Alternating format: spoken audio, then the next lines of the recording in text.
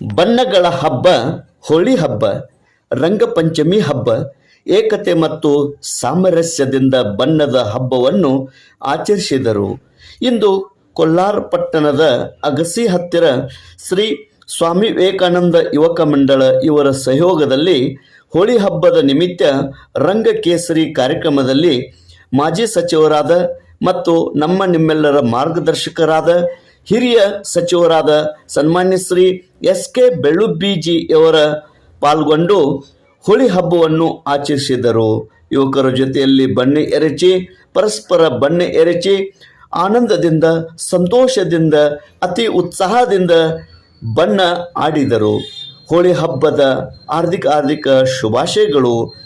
ಈ ಒಂದು ಹಬ್ಬವನ್ನು ಎಲ್ಲರೂ ಸ್ನೇಹವಾಗಿ ಪರಸ್ಪರವಾಗಿ ಮತ್ತು ಸ್ನೇಹಜೀವಿಯಾಗಿ ಹೋಳಿ ಹಬ್ಬವನ್ನು ಆಡೋಣ.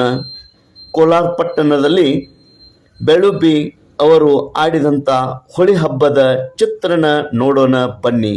ತೇಜ್ ಪ್ರಭು ನ್ಯೂಸ್, ಕೋಲಾರ.